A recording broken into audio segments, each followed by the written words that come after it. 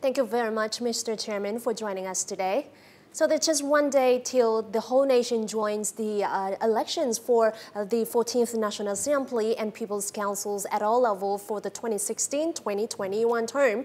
So what do you think about the connections between these elections and democracy and human rights in Vietnam? Democracy has to be identified and declared by the Constitution.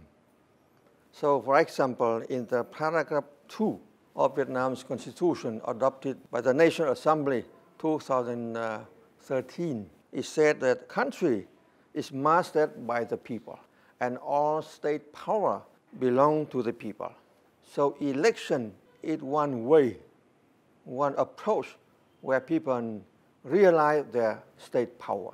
So in the election, it has to be organized in the way such people are informed to choose their representative in the highest body of the national management, namely the National Assembly and the People's Council in the local area. So it's one direction to see that democracy without democratic election is no democracy. And the whole election council, Vietnam's Fatherland Front especially, is responsible to provide those conditions that the democratic election could be occur in Vietnam. We are responsible to build the list of the candidates through round of negotiation. And last but not least, we conduct supervision or checking procedure within the last 4 months in order to make sure that all requirement of the law of election is obeyed by the local authority. How have overseas Vietnamese participated in Vietnam's democracy? Vietnamese who are living abroad is integrated part of Vietnamese nation. Although they are not directly authorized to participate in the election like many other countries because they are citizens of other countries, but still they can participate in some aspect. The first one, the country welcome their opinion about how they find the nation development, what kind of recommendation they want to make for the country, and who received this recommendation. Vietnamese Fatherland Front is one very important organization who has this function. We have the National Committee of Vietnam's Fatherland Front consisting of roughly 380 people. Among them are 17 overseas Vietnamese from 16 countries. So we recommend their suggestion to the government. Mr. Chairman, in recent times, some individuals or organizations have said or done things that went counter to the national interest. Some say Vietnam doesn't have religious freedom or human rights. So what is the Vietnam Fatherland Front Central Committee's take on this? If people have enough information about our country, they may have a different opinion. We have to look at the law. In Article 24 of the Constitution, it said that everyone has the faith and the religious right. All religions are equal in the law, and the state respect and protect the faith and religious freedom. So one direction. But is this freedom unlimited? I think no. There's one limitation. No one is allowed to violate the faith and religion freedom or misuse the faith and religion right to violate the law. What is the reality today in Vietnam? We have 14 religions in the country, and the number of those religion followers is increasing in Vietnam. So I met in this room the president of the Archbishop Association of Germany, and we discussed on that topic.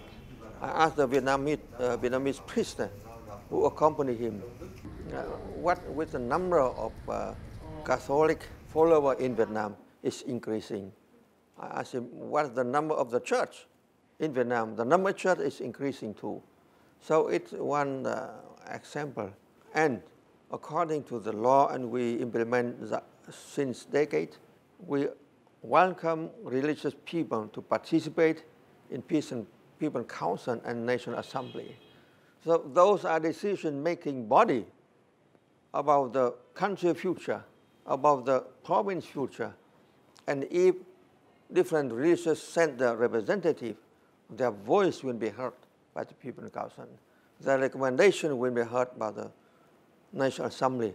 What can you say about the contributions of different religions in the cause for national constructions and defense over the past years?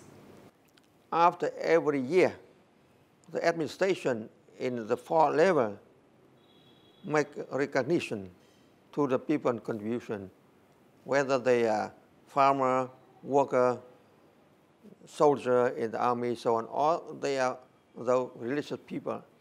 And we also organize recognition conference to appraise their contribution. We have a conference in Vietnam where 27 principals of kindergarten in Vietnam has been honored. And all people, all kindergarten are managed by religion in Vietnam. So they are people from Buddhist, they are from Catholic people. And we plan next year have a conference to appreciate the contribution of religion in terms of taking care of the health of people. So what is your take on national harmonization?